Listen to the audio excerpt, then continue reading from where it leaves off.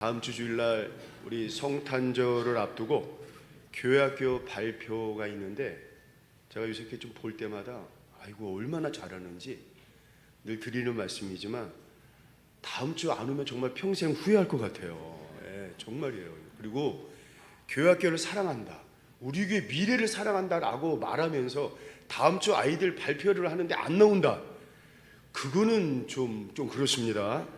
여러분 다음 주 다 오셔가지고 보는 것만이라도, 여러분들이 이 자체에 앉아있는 것만이라도 여러분 얼마나 힘이 나고 얼마나 감사한 줄 몰라요. 책을 읽다가 이런 내용을 보았습니다. 평소에 누구보다도 밝고 교회 안팎으로 인정받는 분이셨습니다. 예배 때마다 뜨겁게 찬양하고 교회 안에서 열심히 봉사하고 누가 보아도 온 성도들이 야, 저분은 정말 친실한 교인이시다 라는 그런 분이었습니다. 그런데 어느 날 담임 목사님과 신앙 상담을 하는 그날 그 권사님의 표정은 전혀 달랐습니다. 눈가가 벌겋게 부어있고 심지어는 손마저 떨렸습니다.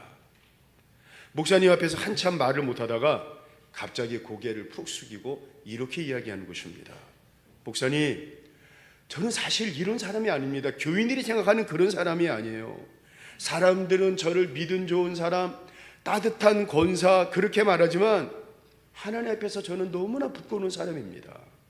남편도 자녀도 교인들도 모르는 제 허물과 실수가 너무나 많습니다. 저는요, 제가 저 자신이 싫을 때가 참 많습니다. 그러면서 누구에게도 말하지 못했던 그런 실수, 그 다음에 상처, 잘못된 선택들, 지우고 싶지만 지워지지 않는 그 기억들을 마치 묵은 피를 토하내듯이 그 목사님 앞에서 이야기하는 것입니다. 목사님, 우리 하나님도 이런 나를 외면하실 것 같아요. 근데 그 목사님 듣기에도 사실 그렇게 대단한 거 아닌 겁니다. 기도해도 우리 하나님이 야, 너 같은 거 이제 기도 안 들어, 그렇게 하실 것 같아요. 찬양을 불러도 헌금을 해도 봉사를 해도 제 안에는 자꾸만 이런 소리가 들려요. 너는 안 돼. 넌 자격이 없어. 너는 이미 너무 멀리 갔어. 그래서 요즘은 예배당 의자에 앉아있는 것조차 두려워요. 권사님의 얘기를 듣고 잠시 뒤에 목사님께서 이런 말씀을 하셨습니다. 권사님, 하나님은 지금까지 한 번도 권사님을 허물 없는 사람으로 보신 적이 없습니다. 언제나 허물이 많은 사람으로 보셨습니다. 그런데도 버리시지 아니하시고 지금까지 권사님을 붙드신 이유가 뭘까요? 하나님은 권사님의 부끄러움, 허물을 모르셔서 붙드신 것이 아니라 다 아시면서도 바로 십자가에서 피 흘리신 예수의 보혈로 씻겨주시고 덮어주셔서 권사님을 오늘까지 여기까지 오게 하신 것입니다. 권사님이 지금 여기까지 온 이유는 딱 하나입니다. 정말로 딱 하나, 권사님의 허물을 덮어주신 우리 하나님의 은혜 때문입니다. 그건 목회자인 저도 마찬가지입니다. 그 말을 듣는 순간 그 권사님의 눈에서 그 권사님의 얼굴이 활짝 펴지면서 눈물이 주르르 흘렀다고 합니다. 사랑하는 성도 여러분, 어쩌면 오늘 이 자리에 앉아있는 우리 모두도, 우리 마음도 이 권사님의 고백과 똑같지 않을까라는 생각을 한번 해봐요.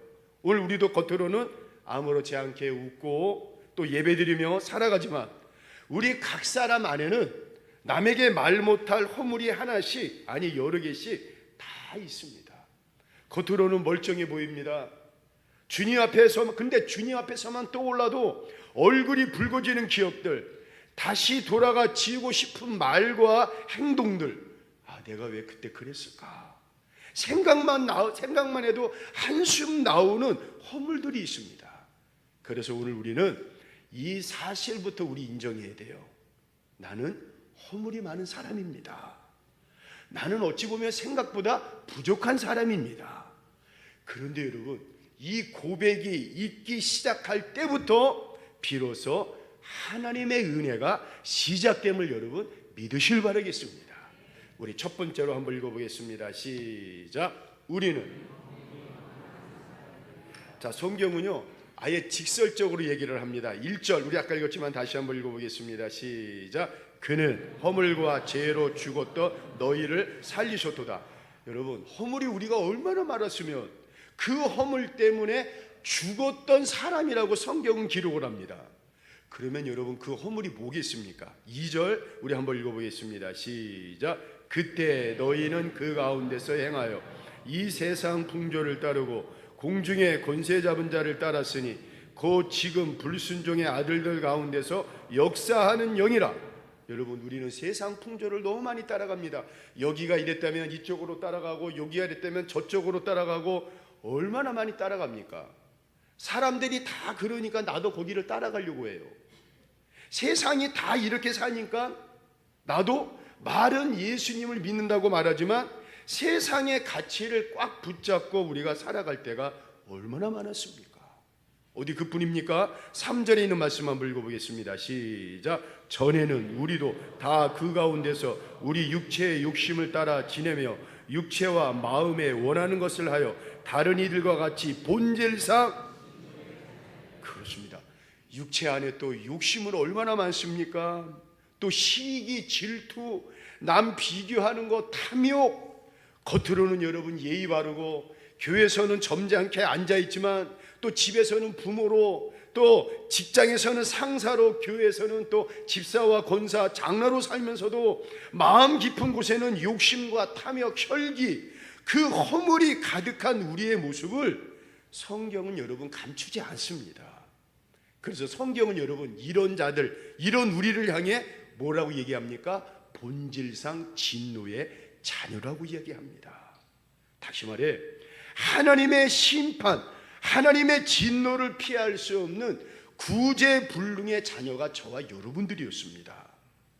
하나님의 심판 절대로 피할 수 없어요. 여러분, 이 사실을 우리는 인정해야 돼요. 주님, 내 안에 허물이 많습니다. 나는 생각보다 훨씬 교만한 사람입니다. 그런데 여러분, 이 고백이 부끄러운 게 아니에요. 이 고백이 주님 앞에 십자가 앞에서 행할 때, 이 고백이 있을 때 우리는 비로소 겸손해질 수가 있습니다.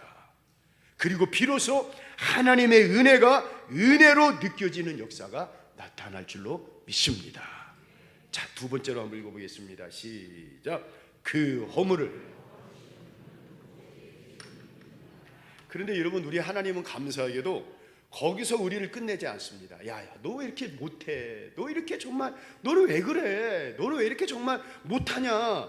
여러분, 우리 주님은 그렇게 말씀하지 않으십니다. 거기서 끝내지 아니하시고 뭐라고 말씀하십니까? 4절 5절 한번 읽어보겠습니다. 시작. 긍휼이 풍성하신 하나님이 우리를 사랑하신 그 큰 사랑을 인하여 허물로 죽은 우리를 그리스도와 함께 살리셨고 너희는 은혜로. 여러분, 참 은혜로운 말씀이 있습니다. 긍휼이 풍성하신 하나님, 우리를 사랑하시는 그 크신 사랑.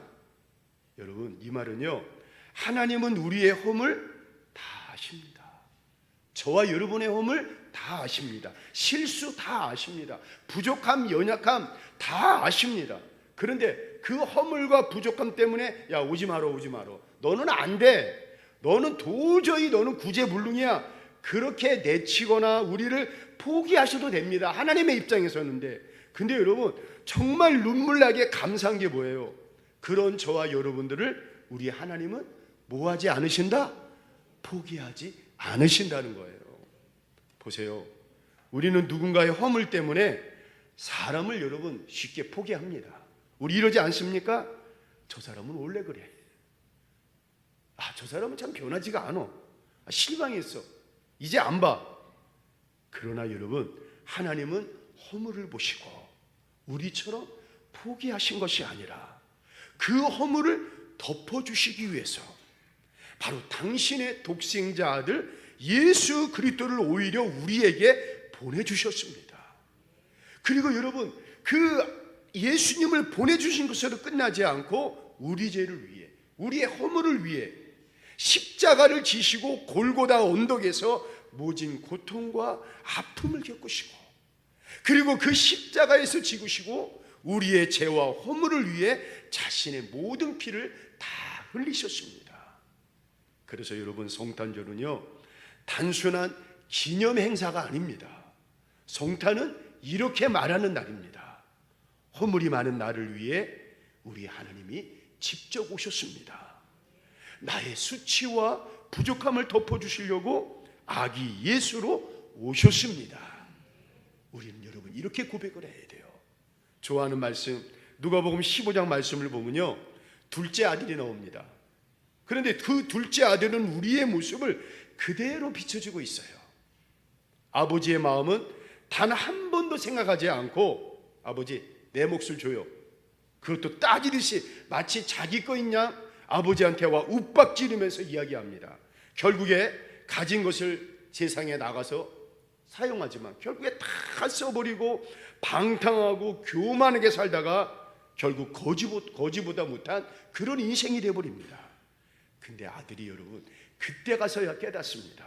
우리 누가복음 15장 18절 19절 한번 읽어보겠습니다. 시작. 내가 일어나 아버지께 가서 이르기를 아버지, 내가 하늘과 아버지께 죄를 지었사오니 지금부터는 아버지의 아들이라 일컬음을 감당하지 못하겠나이다. 나를 품꾼의 하나로 보소서 하리라 하고, 그리고 여러분 그 둘째 아들이 집으로 돌아올 때 그의 마음속에는 야, 이제 나는 끝났다. 나는 이제 아버지의 아들이 아니라 나는 아버지의 이제 노예로, 종으로 살아야겠다. 그런 죄책감과 부끄러움이 아주 가득했습니다. 그런데 여러분, 그 아버지는 어떡합니까? 정말 눈물 나는 말씀이 나옵니다. 여러분 누가복음 15장 20절 한번 보겠습니다. 시작. 이에 일어나서 아버지께로 돌아가나. 아버지께 돌아갑니다. 근데 아직도 거리가 먼데 아버지가 여러분 저 멀리서 날마다 기다리는 거예요. 그런데 그 아버지가 그 아들을 보자마자 여러분 기다려도 돼요. 그냥 가만히 여러분 서 있다가 아들이 와가지고 무릎 꿇고 말하면은 혼내면 됩니다. 아버지로서 그럴 수 있지 않습니까? 아버지로서 때로는 여러분 꼴밤도 때리고 아니면 핀잔도 주고 아니면 욕도 할 수 있는 거 아닙니까? 그런데 여러분 이게 중요합니다. 아직 먼 거리예요.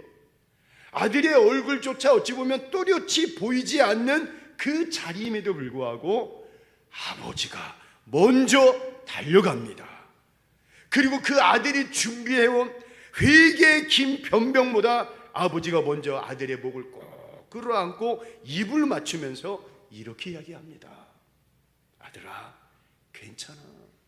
아들아, 다 알아. 아들아, 나는 너의 겉모습이 변했다 할지라도 그래도 너는 내 아들이야 하면서 여러분 그 아들의 허물과 실수, 부족함을 끌어내지 않고 꾸짖지 아니하시고 허물을 품어주고 덮어주십니다. 사랑하는 성도 여러분, 이게 우리 아버지 하나님의 마음입니다. 우리가 얼마나 잘못했는지, 우리가 여러분 살아가면서 얼마나 넘어졌는지, 우리가 살아가면서 얼마나 실수했는지 그분이 모르는 것이 아니라 다 아십니다. 그래도 덮어주시는 사랑, 그 사랑이 오늘도 저와 여러분들을 살려주고 있음을 믿으실 바라겠습니다. 이게 성탄절을 기다리는 대림절의 은혜입니다. 세 번째 한번 보겠습니다. 시작. 주님의 은혜를. 여러분, 우리 하나님은 이렇게 우리의 허물을 덮어주셨는데 우리는 서로의 허물을 어떻게 대하고 있습니까? 성경은 분명히 이야기합니다. 베드로전서 4장 8절, 잠언서 10장 12절 한번 읽어보겠습니다. 시작. 무엇보다 뜨겁게 서로 사랑할지니 사랑은 허다한 죄를 덮느니라. 미움은 다툼을 일으켜도 사랑은 모든 허물을. 그렇습니다. 사랑은 허물을 들춰내는 것이 아니라 그 허물을 덮는 것입니다. 어느 중학교에서 실제로 있었던 이야기입니다. 한 학생이 시험 시간에 시험을 보는데 컨닝을 한 거예요. 선생님이 분명히 그 장면을 봤습니다. 답안지 밑에 그 적어둔 쪽지, 그리고 학생의 시선이 부르면서 눈이 왔다 갔다 하는 그 모습이 선생님의 눈에는 선명하게 다 보였습니다. 시험이 끝났음에도 불구하고 선생님은 아무런 말하지 않았습니다. 그리고 쉬는 시간에 그 학생을 조용히 교무실로 불렀습니다. 누구야? 선생님이 오늘 시험 시간에 네가 한 행동을 내가 다 봤다. 너는 어떻게 생각하냐? 처음에는 이 학생이 막 발뺌했지만 결국에 선생님의 계속된 그 이야기에 눈물을 뚝뚝 흘리며 이렇게 고백을 했습니다. 선생님, 잘못했습니다. 성적이 떨어질까 봐, 엄마한테 혼날까 봐 제가 하지 말아야 할 짓을 했습니다. 선생님, 잘못했습니다. 선생님, 용서해 주세요. 근데 선생님이 조용히 이렇게 얘기하는 거예요. 그래, 네가 잘못한 거 인정했으니 선생님은 참 고맙다. 그러나 선생님은 네 시험지를 0점 처리할 수밖에 없다. 그게 공평한 일이라 생각한다. 그런데 선생님은 오늘 너를 망신 주는 것보다도 내 인생을 살려주는 것을 선택하고 싶다. 오늘 이 일은 선생님과 너 둘만 알고 있자. 다만 꼭 한 가지 약속하자. 다시는 너 스스로를 이렇게 값싸게 만들지 말아라. 그리고 그 선생님은 학급 아이들에게 그 이야기를 전혀 이야기를 하질 않았습니다. 그 일을 계기로 그 학생은 자신의 허물을 조용히 덮어준 그 선생님을 잊지 못했고, 나중에 이 아이가 훌륭하게 자라서 교회에서 그리고 사람들에게 간증하면서 이렇게 고백했다고 합니다. 그날 이후로 저는 죄를 들춰내는 사람보다도 허물을 덮어주는 사람이 되겠다고 결심했습니다. 왜냐하면 그때 제 허물과 실수를 덮어준 선생님을 통해 저를 덮어주신 예수님의 사랑을 보았기 때문입니다. 사랑하는 성도 여러분, 우리는 흔히 구약 성경 창세기에 나오는 함처럼 살기 쉽습니다. 남의 약점, 남의 실수, 남의 허물, 그걸 보면 득달같이 여러분 달려갑니다. 그러나 하나님은 여러분 함이 아니라 셈과 야벳의 길을 걸어가기를 기뻐하십니다. 드러난 아버지의 허물이 있음에도 불구하고 여러분 뒷걸음질로 들어가가지고 그 아버지를 덮어주고 실수를 덮어주고 부족함을 덮어주고, 여러분 그 상처가 커지지 않도록 사랑으로 가려주는 사람, 하나님은 그런 사람에게 형통과 은혜를 허락해 주십니다. 마지막으로 한번 읽어보겠습니다. 자, 시작. 대림절에 우리의 허물을 덮어주려 오신 예수님. 사랑하는 성도 여러분, 우리는 지금 대림절 세 번째 주일을 보내고 있어요. 성탄을 기다리는 이 절기, 오늘 우리가 기억해야 할 가장 중요한 진리는 바로 이겁니다. 예수님은 우리의 허물을 들추러 오신 분이 아니라 우리의 허물을 덮으러 오신 분이십니다. 우리가 얼마나 부족한지, 우리가 얼마나 못났는지, 우리가 얼마나 많은 죄를 지었는지 하나님은 여러분 이미 다 알고 계십니다. 그런데도 하나님은 우리를 진노의 자녀로 내버려 두지 아니하시고 우리를 사랑하시는 그 큰 사랑으로 아기 예수님을 보내주셨습니다. 그 아들이 우리 죄 대신 십자가에서 벌거벗겨 지신 것입니다. 우리가 부끄러움을 당해야 할 자리에 예수님이 그 자리에 서 계셨습니다. 그리고 우리에게 이렇게 말씀하십니다. 애야, 내가 너의 허물을 내 아들의 보혈로, 내 아들의 피로 다 덮어주었다. 이제부터 너는 은혜의 자녀다. 정죄가 아닌 용서 아래에 있는 자녀다. 이제 질문은 이것입니다. 허물을 덮어주신 예수님의 사랑을 입은 우리가 이제 우리가 이 땅에서 어떻게 살아야 할까? 먼저는 여러분, 내 허물을 인정하는 자가 되어야 됩니다. 나는 허물이 많습니다. 나는 실수가 많습니다. 나는 너무나 부족합니다. 그리고 이것입니다. 그래서 나는 그 어떤 한순간도 주님의 은혜가 없이는 설 수 없는 사람입니다. 이 고백이 있을 때 우리는 여러분 교만하지 않습니다. 남을 쉽게 판단하지 않습니다. 다른 사람의 허물을 들춰내기보다도 덮어주는 사람이 될 수 있는 것입니다. 그리고 마지막으로 성경 읽어보겠습니다. 에베소서 2장 5절 읽어보겠습니다. 시작. 허물로 죽은 우리를 그리스도와 함께 살리셨고 너희는 은혜로 구원을 받은 것이라. 그렇습니다. 우리는 허물로 원래 죽은 자였습니다. 그런데 그리스도를 통해 그리스도의 십자가의 피로 제사함 받은, 그래서 우리는 우리의 의로 살아가는 게 아니라, 우리의 자랑으로 살아가는 것이 아니라, 우리가 힘이 있어서 살아가는 것이 아니라, 우리가 뭐 권세가 있어서 살아가는 자가 아니라 바로 하나님의 은혜로 살아가는 자들입니다. 대림절 셋째 주일 이 하나님의 은혜 가운데 하루하루 살아가면서 아기 예수님의 탄생 성탄절을 맞이하시는 우리 세길의 모든 성도들 되시기를 이 시간 주의 이름으로 축원을 드리겠습니다.